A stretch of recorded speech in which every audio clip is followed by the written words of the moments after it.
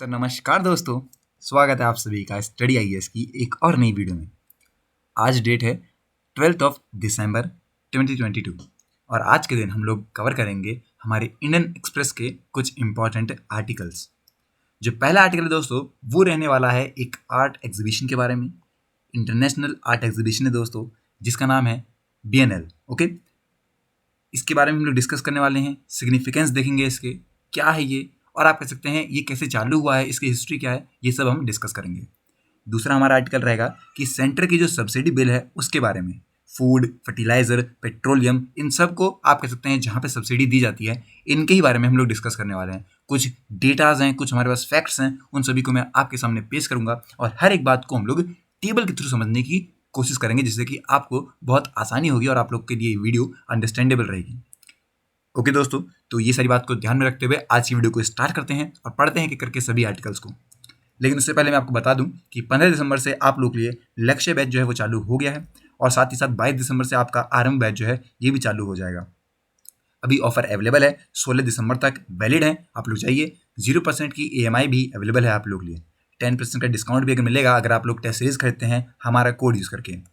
और IRMS के लिए दोस्तों जो क्लासेस हैं ये भी स्टार्ट हो जाएंगी 18 दिसंबर से। अभी जाके एनरोल कर लीजिए। अनअकैडमी अल्ट्रा कॉम्बैक्ट है जो कि 18 दिसंबर सुबह 11 बजे रहेगा, इससे आपको बहुत फ़ायदा मिलेगा। फ्री इंटरव्यू गाइडेंस प्रोग्राम भी अवेलेबल है। अब बात करते हैं दोस्तों हम लोग BNL आप कह सकते हैं एडिशन के बारे में। ये क्या है, ये फंक्शन क्या है, ये फेस्टिवल कैसे मनाया जाता है और ये एग्जीबिशन है क्या, इसके बारे में समझते हैं। ओके, देखिए दोस्तों, ये 5th एडिशन है कोची मुजिरस BNL का। ओके, और आज के दिन से ये चालू हो गया है। मैं बता दूं आप लोग को, इसके अंदर 90 से ज़्यादा आर्टिस्ट आए हैं दुनिया भर के। ओके, अलग अलग यहाँ पे मीडियाज हैं। मैं बता दूं आपको कि ये जो है ये 10th ईयर है basically, curated by the Singapore based Indian origin artist Subigi Roy के द्वारा। इनका ये सेंट्रल एग्जीबिशन है जो कि आप कह सकते हैं इस बार की जिसकी थीम है वो है in our views flow ink and fire. ये आप कह सकते हैं थीम है जिसके बारे में आपको ध्यान रखना है। अब ये जो BNL आर्ट है ये क्या होता है, देखिए दोस्तों मैं बता दूं, BNL जो है वो एक इंटरनेशनल लार्ज स्केल में शोकेस है, मतलब कि एक तरीके से एग्जीबिशन है। और ये मैं बता दूं कि हर 2 साल में एक बार होता है कुछ पर्टिकुलर जगहों पे। ओके, साथ ही इनकी कुछ अपनी थीम होती है, उसके बेसिस पे भी यहाँ पे लोग आते हैं और अपने अपने जो टैलेंट है उसको दिखाते हैं। सबसे ज़्यादा प्रेस्टिजियस मान्यता वाला ओल्डेस्ट यहाँ पे BNL जो है वो वर्ल्ड का है, is the Venice Biennale. Okay, मैं बता दूं इसको स्टेब्लिश किया गया था through the resolution by the city council in 1983 और वहाँ पे सेलिब्रेट किया गया था नेशनल आर्टिस्टिक टैलेंट को। उस टाइम पे आप कह सकते हैं जो पहला आया था वो यही था। मैं बता दूं दोस्तों, जो यहाँ पे वेनिस इवेंट पॉपुलैरिटी है वो बढ़ी कब से, 1900 से, जब आप कह सकते हैं इमरजेंसी आई BNLs की अक्रॉस द वर्ल्ड, यहाँ ऐसे एग्जीबिशन होने लगे। ओके, और एक और बात दोस्तों यहाँ पे मैं बता दूं कि BNL डी साओ पैलो, इन्होंने यहाँ पे इंस्टीट्यूट करा as the first non European BNL in 1951। इस तरीके से इनका नाम आता है और ये तरीके से जो पहला था वो निकल के आया। 2009 के अंदर ग्लोबल BNL फाउंडेशन को स्टैब्लिश किया जाता है, जिसका एक ही एम था कि वो कैसे क्रिएट करती है एक ऐसा प्लेटफॉर्म जहाँ पे लोग अपनी नॉलेज शेयर कर सकते हैं अराउंड दी आप कह सकते हैं BNLs, इसी आर्ट के फॉर्म में ही, इसी के आप कह सकते हैं हर तरीके से इसके बारे में यहाँ पे कैसे लोग अपने आप को दिखा सकते हैं, शोकेस कर सकते हैं। एक तरीके से नेटवर्किंग का काम किया था इसने, लोगों को जोड़ा था। और आप कह सकते हैं अब तक मैं बताऊँ आपको 200 से ज़्यादा यहाँ पे जो BNLs हैं वो हो चुके हैं। मतलब कि इतनी बार आप कह सकते हैं लोग खुद यहाँ पे इस एग्जीबिशन में आए हैं या फिर लोगों ने ऐसे एग्जीबिशन करे हैं। अब सिग्निफिकेंस क्या है ऐसे BNLs का, ऐसे आर्ट एग्जीबिशन का क्या सिग्निफिकेंस होता है, कैसे लोग अपनी अपनी स्किल्स अपनी अपनी यहाँ पे जो एक क्रिएटिव है उसको दिखाते हैं। देखिए दोस्तों मैं बता दूं कि काफ़ी सारे जो BNLs होते हैं, जो आर्ट होते हैं, ये अलाउ नहीं होते हैं कि हम लोग डायरेक्ट परचेज कर सकें। और एक और बात दोस्तों, यहाँ पे जो इन्विटेशन होता है, जो पार्टिसिपेशन होता है इस पूरे शोकेस में, वो आप कह सकते हैं एक तरीके से रिकग्निशन देता है उस आर्टिस्ट के काम को। ओके, एडिशनली दोस्तों यहाँ बताऊँ आपको, तो जो आप कह सकते हैं इसका नाम पड़ा था ये तब पड़ा जब यहाँ पे इसकी होस्ट सिटी आप कह सकते हैं, जब पहली बार आप कह सकते हैं लोकल प्राइड को प्रमोट करते हुए कल्चरल टूरिज्म और जनरेट करा उन्होंने रेवेन्यू थ्रू द विजिटर, उसके बाद इसका नाम पड़ गया। जो सिटी नाम था, सिटी का ही नाम है और सिटी के नाम पे ही इसका नाम पड़ गया। बेसिकली मैं आपको बता दूं कि ये क्या होते हैं, ये एक तरीके के एग्जीबिशन होते हैं आप मान लीजिए। तो ये बहुत एक कॉमन वर्ड है, एग्जीबिशन से आप लोग रिलेट कर सकते हैं और आपको समझने में आसानी होगी। तो जब मैं यहाँ पे बियनेल्स का वर्ड यूज़ करूंगा तो आप लोग समझिए कि एक आर्ट एग्जीबिशन हो रहा है जहाँ पे लोग आते हैं, पार्टिसिपेट करते हैं और अपने आप को यहाँ पे दिखाते हैं। अब कैसे यहाँ पे कोची मुजिरस बियनेल चालू हुआ? देखिए, एक आर्टिस्ट आते हैं कोची मुजिरस बियनेल के, उन्होंने फाउंड करा इन 2011 को। केरल बॉर्न है दोस्तों, मुंबई बेस्ड आर्टिस्ट हैं बोस साहब, ओके। और साथ साथ इनके साथ हैं रियाज कुमो। ये दोनों का एम ये था कि ये कैसे एक और प्लेटफॉर्म, मतलब भी प्लेटफॉर्म बनाए जहाँ पे लोग ग्लोबली आएँ और विजुअल आप कह सकते हैं अपने आर्ट को दिखाएं, वहाँ पे अपने आप कह सकते हैं चीज़ों को बताएं और प्रैक्टिस करें टू दी भारत, मतलब भारत में ही करें काम। इस तरीके से काम था इनका। एक और बात दोस्तों, ये चाहते थे कि ये एक आप कहते हैं नई एक मॉडर्निटी लेके आए अपने आप कह सकते हैं बीएनएल के अंदर, एक नई चीज़ लेके आए जहाँ पे आप कह सकते हैं लोग अपने ट्रेडिशनल चीज़ों को नए तौर तरीके से सामने दें। और मोर देन 6 सेंचुरीज दोस्तों मैं बता दूं, इन्होंने अपनी कम्युनिटी के या फिर कम्युनल आइडेंटिटीज़ को बताने की बात करी। तो आप कह सकते हैं अपने पुराने जो कल्चर हैं लोगों के, वो लोग आते हैं यहाँ पे पार्टिसिपेट करते हैं और इस एग्जीबिशन में अपने कल्चर्स को शोकेस करते हैं। इस तरीके से बीएनएल का बहुत फायदा होता है। अब एक बात आती है यहाँ पे कि नरेंद्र मोदी यहाँ पे गवर्नमेंट आई, वहां पे उन्होंने क्या किया, पार्लियामेंट से अप्रूवल ले दिया है for the fresh expenditure of the, लगभग दोस्तों यहां पे बता दूं मैं 2,14,580 करोड़ का ये आप कह सकते हैं दी जा रही है for the major subsidies, okay. इतने की यहां पे बता दी गई है ये बात।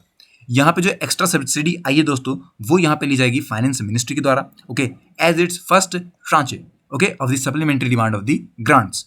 इसके अंदर दोस्तों यहाँ पे जो फर्टिलाइजर हैं इनके लिए काफ़ी सारा पैसा इकट्ठा किया गया और साथ साथ यहाँ पे जो पेट्रोलियम है इसके लिए काफ़ी सारा पैसा लाया गया है और फूड के लिए भी लाया गया है। तो इन तीनों की सब्सिडी जो है वो आप लोग ध्यान रखिएगा। किन किन की? पहले होगी आपकी फूड, फिर दोस्तों होगी आपकी किसकी, पेट्रोलियम होगी आपकी, और फिर दोस्तों होगी आपकी क्या, आपके यहाँ पे फर्टिलाइजर। तो ये तीनों है जिसके बारे में हम लोग आज की वीडियो में डिस्कस करेंगे।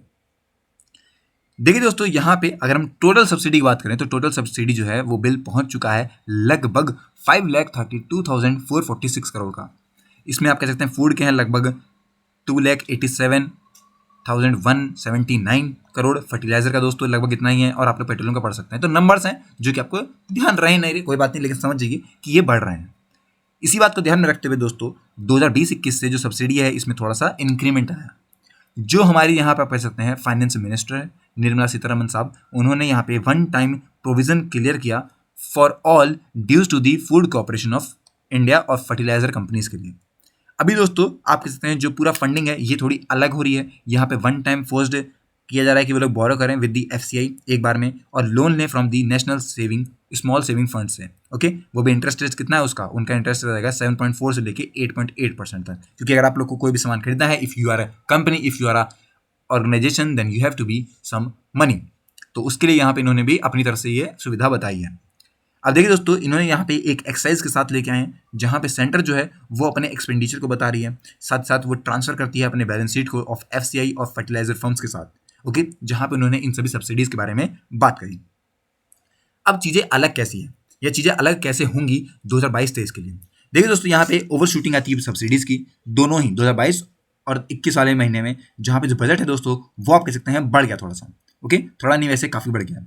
आपको पता है कि यहाँ पे कई सारे रीजन है, जैसे कि कोविड-19 हो गया, फिर आपका रशिया यूक्रेन वॉर हो गया, तो ये सब ऑटोमेटिकली अफेक्ट करती हैं, चाहे हमारे देश में नहीं हुआ, दूसरे देश में हुआ, लेकिन वो हमें अफेक्ट कर रही हैं। इस बात को आप लोग ध्यान रखिएगा। अभी देखिए यहाँ पे मैं बताऊँ आपको, आप लोगों ने पक्का इसके बारे में आप लोग मुझे कमेंट सेक्शन में बताइएगा कि जो प्रधानमंत्री गरीब कल्याण अन्न योजना है इसका क्या फायदा था और ये कब चालू हुई, इसके बारे में आप लोग मुझे जरूर बताइएगा।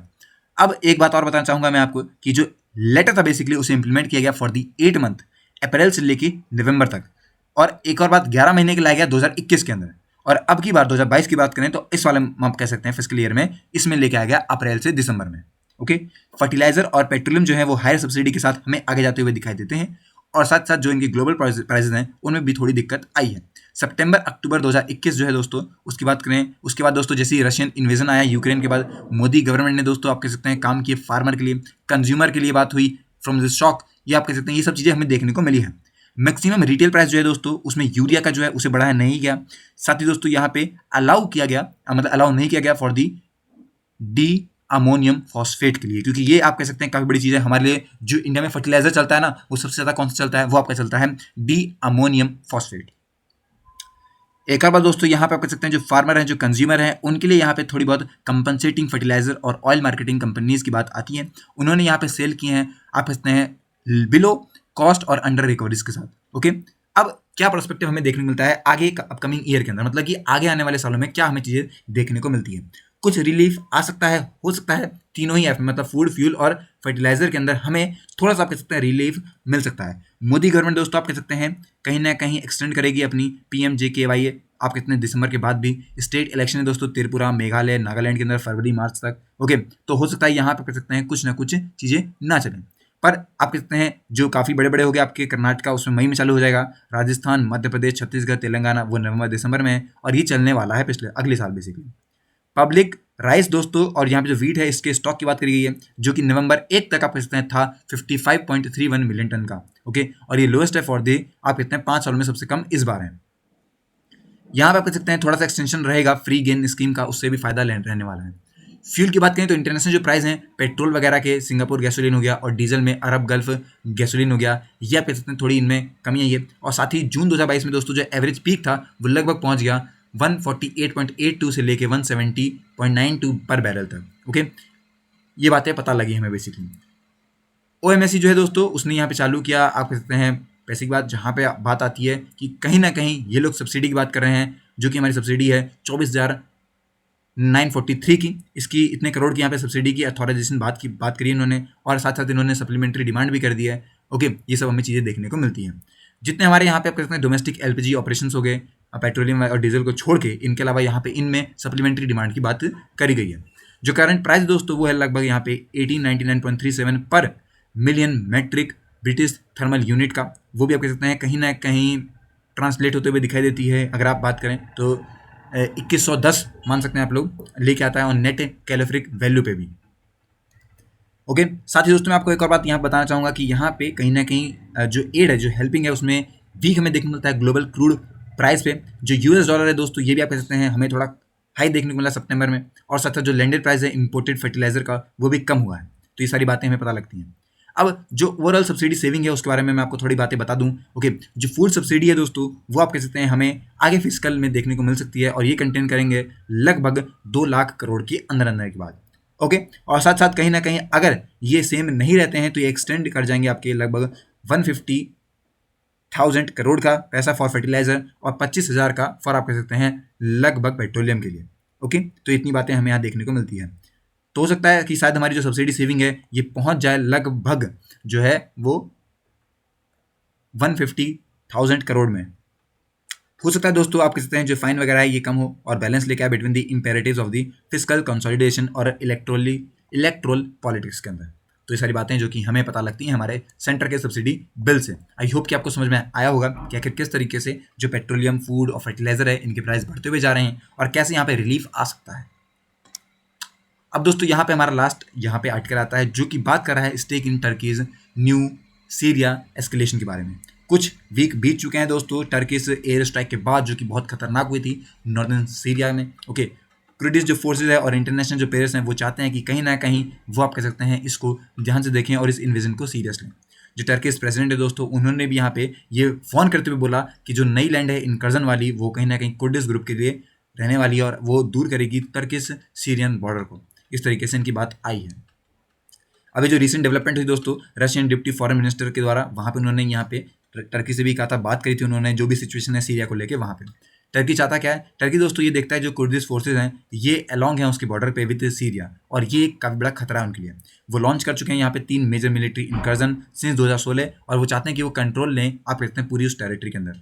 जो एर्डोगन है दोस्तों उनका ये चाहते हैं कि वो रीलोकेट करें काफ़ी सारे यहाँ पे जो है लगभग 3.6 मिलियन सीरियन रिफ्यूजीज को in Turkey to the northern Syria. वो चाहते हैं पहले कि उन्हें भेजें, और वो यहाँ पे आप कह सकते हैं उनके लिए हाउसिंग यूनिट्स भी बनाना चाहते हैं। जो एंटी रिफ्यूजी सेंटीमेंट है दोस्तों टर्की के और जो यहाँ पे बॉल्स्टर एर्डोगन सपोर्ट है वो हमें नेक्स्ट ईयर के इलेक्शन में देखने को मिल सकता है। ओके, एर्डोगन दोस्तों ये मानते हैं कि वो यहाँ पे चाहते हैं कि प्लान करेंगे, क्रिएट करेंगे एक 30 किलोमीटर की security corridor in the areas under the Kurdish control. तो जो आप कहते हैं कुर्दिश कंट्रोल में दोस्तों उनको यहाँ पे वो अपनी बॉर्डर लाइन बनाना चाहते हैं। अब इसको लेके कुर्दिश का क्या रिस्पॉन्स रहा? कुर्दिश ग्रुप से आप कह सकते हैं उन्होंने प्रेस किया US और रशिया दोनों को ही उनके मिलिट्री पोस्ट पे और नॉर्दर्न सीरिया के अंदर जो है वहाँ पे, और वो चाहते हैं कि वो दोबारा से आप कह सकते हैं प्रिवेंट करें टर्की को फ्रॉम द थ्रेट, मतलब कि बचाएं बेसिकली। वो इस तरीके से इनका काम है। जो कुर्दिश ग्रुप है दोस्तों ये फाइट कर चुके हैं against Islamic State group alongside US lead consolation, और यहाँ पे वो चाहते हैं कि उन्होंने गार्ड किया है thousands of the captured IS fighters को भी और उनके फैमिली मेम्बर्स को भी। तो इस तरीके से इनकी बातें समझ में आती है। ऑफिशियल्स माने फ्रॉम द यूएस और Kurdish lead Syrian democratic forces, तो वो चाहते हैं कि वे स्टॉप और स्केल बैक करें कुछ अपने जॉइंट पेट्रोल्स अगेंस्ट आईएस, क्योंकि यहाँ पे जो एयर स्ट्राइक वगैरह है उससे ये बचना चाहते हैं। अब रशिया और यूएस का क्या रोल है? देखिए, यूएस ने दोस्तों पहले ही कह दिया कि जो लिटिल पब्लिसिटी है इसको लेके टर्की एयर स्ट्राइक के बारे में, और यहाँ पे सकते हैं इन्होंने फोर्सफुली बोला कि ये आप कितने अगर ऐसा करते हैं तो ये काफ़ी डेंजरस रहने वाला है यूएस ट्रूप के लिए भी और साथ साथ एंटी आईएस पेट्रोल्स के लिए भी। ओके, मॉस्को की बात करें तो उन्होंने यहाँ पे अपनी आवाज़ उठाई है for the Turkey recent military action को लेके और नॉर्दर्न सीरिया के लिए, और उन्होंने बोला है कि अगर ऐसा करते हैं तो ये काफ़ी खतरनाक बात हो सकती है। ओके, तो ये सारी बातें जो कि हमें समझ में आती हैं अब तक कि आखिर न्यू सीरिया जो एस्केलेशन है क्या चल रहा है और कैसे टर्की और जो कुर्दिश हैं ये आपस में लड़ रहे हैं। ओके, तो आई होप कि अब आपको समझ में आया होगा। आज वीडियो के दोस्तों इतना ही, मिलते हैं नेक्स्ट वीडियो में और भी टॉपिक के साथ। Till then take care and have a nice day.